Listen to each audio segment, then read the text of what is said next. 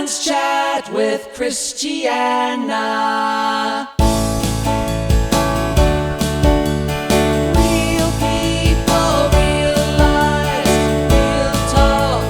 Trans Chat with Christiana.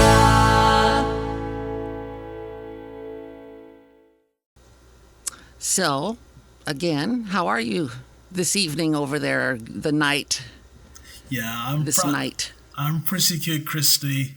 Really, everything that's gone so well. It's good over here. Nice. I'm on my second consecutive pizza. All right.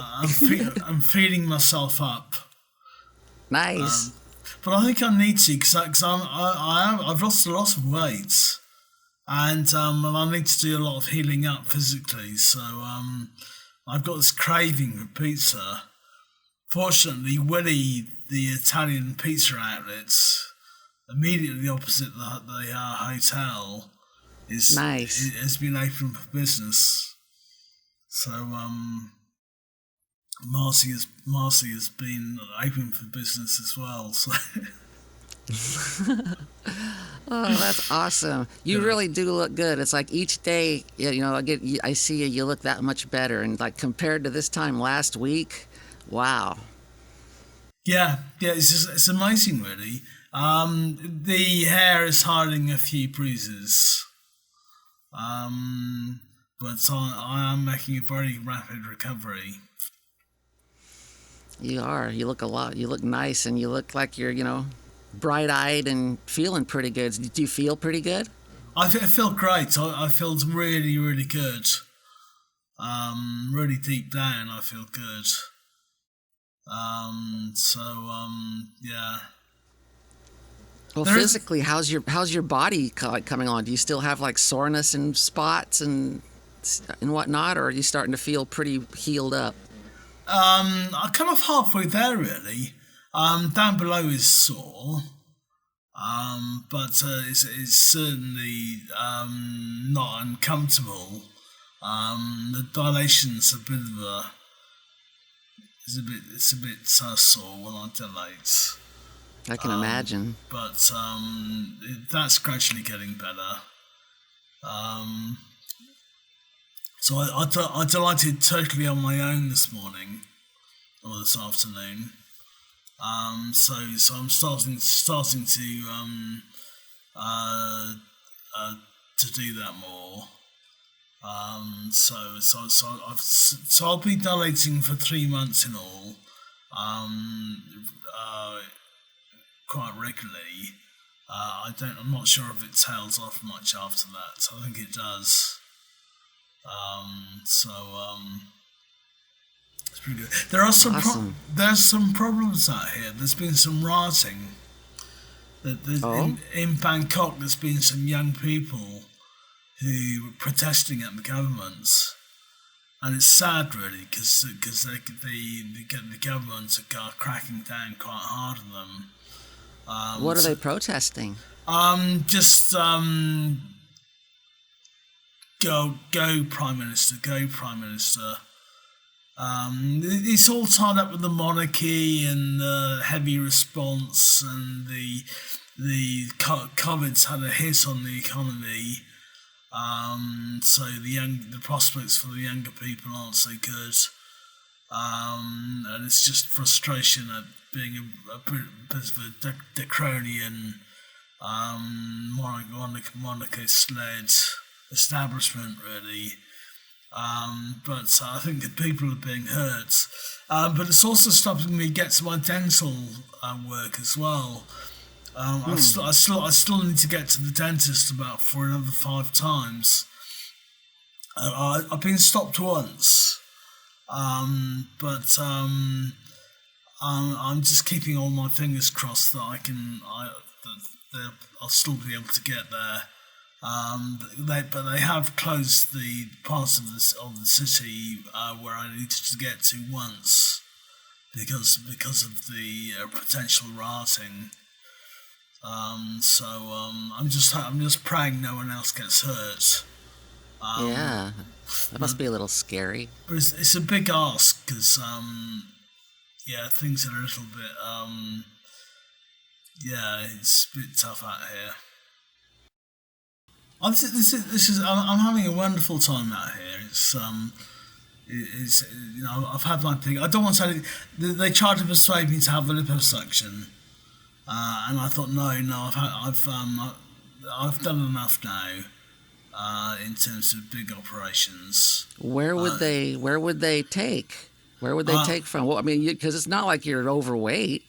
No. I mean, they would make my waistline narrower, but I'm not quite sure I want to make myself so attractive that I get a load of young men trying to chat me up. Actually, I can't. I'm not sure I've got the energy to deal with that. HRT is going to keep playing with the shape of your body over the next few years too. So, be patient with that. That'll come. Your butt's going to get bigger. Your hips are going to get wider. You're going to start bumping into things like accidentally because you're not quite used to the size of your new ass. It's happened to me a couple times. One time I went to go just sit. I was went to sit down, and I could have swore I was sitting on something, a pillow or a blanket or something. No, it's just my fat ass. So yeah, your body's gonna keep changing. You'll get more shapely. Yeah. But can you notice a change in the shape of my face? Oh, very much so. I think it has, hasn't it? And there's still a lot of bruising to come down. Yeah, there could be tiny bits of maybe swelling that may still go down a little bit more over time as well. I'm guessing. I don't really know. Yeah. But yeah, there's no question that your face has got a little bit more of a rounder look to it and has more feminine quality. Yeah, I'm loving the dental work I'm having. These are temporary crowns, so I really need them to. I need them to complete the treatment. But that's going to make me look younger and just going to look young. I do look young. Do you believe it, Christi? I'm 62. You wouldn't believe it. You don't look it. No, it's just it's great. I'm very lucky. I interrupted my first transition by 20 years, and now I feel it's providential because I'm back there. I'm back 20 years ago, where I left off. So that's really nice.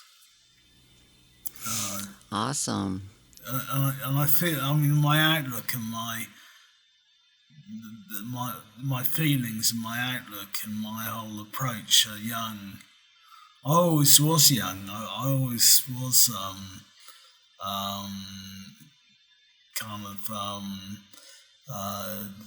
felt a young person inside me. And now I look it, and hopefully we'll sound it more. It's great. Awesome. Yeah. I've been doing quite a lot of thinking about my work. I haven't stood still.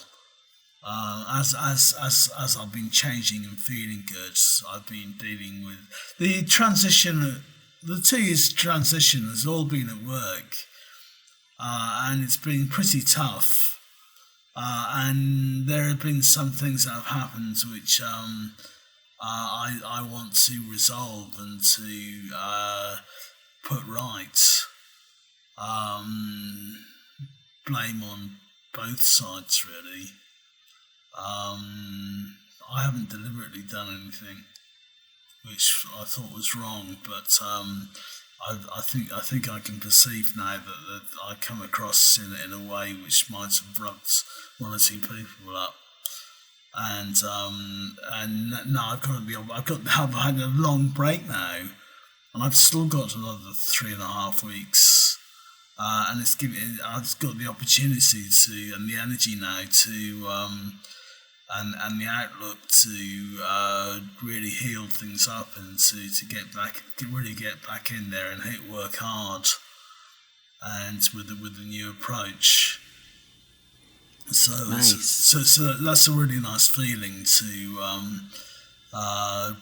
preserve things and to preserve relationships and to make a positive change. So it's very important to me that being at work is like the coalface of life. There's all society there, and there's all the cross section of society, and I'm interacting with them in a quite intimate way. And you don't get that outside of work. So it's very challenging, but it's can be very rewarding. So it's good. It's good. I'm bright as a button. I can see what's going on, and I've got a lot of office experience behind me, and I can be proactive about getting things right, and forwarding my career, boosting my career, making a success of it. Well, without that dysphoria wearing you down so much, you'll have more of yourself, more of your essence. Yeah. So answer me this: what has all this done for your dysphoria? Yeah, really. I mean, do you even have any anymore? It's a really good question. I thought when I had my orchidectomy back in November last year that the first few days after my orchidectomy, I thought, my God, my dysphoria is gone, but it hadn't. But this is another stage. This is another layer which I've been able to raise myself above. It's a physical layer, and a psychological layer as well. I'm just further forward, and we've talked about dysphoria, and that you think you'll always have some dysphoria, and I think I'll always have some dysphoria. But I'm not. I'm happy. I'm really happy being me. I'm not sure I want to. I'm not sure I want to give myself a label as a woman, and then give people a handle on what they must expect, how they must expect me to behave. It's like, well, I'm a woman. Then why aren't you behaving like a woman? I'm not sure I want to give people the opportunities to do that. I'm me. I'm Marci. So and then they can say, well, why aren't you behaving like Marci? Well, I'll say, bloody well I am. There are a whole lot of women out there who don't behave like women. A whole lot of women out there. It's not just you, my dear. Whole lot of women. So yeah, you shouldn't have to change who you are. Yeah. You are who you are, just like everyone is who they are. Yeah. I think it's this thing with labels. I think there's this kind of it's comforting to know that about our dysphoria. It's nice to say, well, I'm a woman, but on the other hand, it's giving people a bit of a handle on and expectations about how they expect of you and their preconceptions. It's feeding into their preconceptions, really. So it's a bit of a double-edged sword, because it's nice. It's nice to say, oh, I do feel like a woman. I do, and it helps my expression and everything. But if I played on it too much and I went simpering, if I got myself in trouble at work and I went simpering to my boss and said, look, I kind of bent my knees one way and bent my knees the other way and didn't cross my legs, and I had some mannerisms, tried to lean on being a simpering, weak woman for my own advantage, I would pretty quickly come back on me. And it's not something I want to do anyway. I want to pull my weight in the team. So I've had to work through all that. That's been a huge thing, because when I transitioned 2 years ago, it was all, I was there. My mindset was all, oh, well, I'm a woman now. I'm going out in public in a skirt, so I must be demure and all this stuff. And I was feeding into people's preconceptions. And making life hard for myself, if I'm not being, if this isn't helping me be myself, then it's not worth it. Because this should be making me feel fulfilled and happy. It doesn't matter how I come across. Ultimately, it makes me feel good, and I love being called madam and being treated nicely, but they're external things, and they're not the top priority. It's so important to me to be to feel this is the whole of me, all of me, and I'll always be a little bit blokey, because that's just how it is, really. Lots of women are a little bit blokey. Yeah. Lots and lots of women are a little bit blokey. Yeah.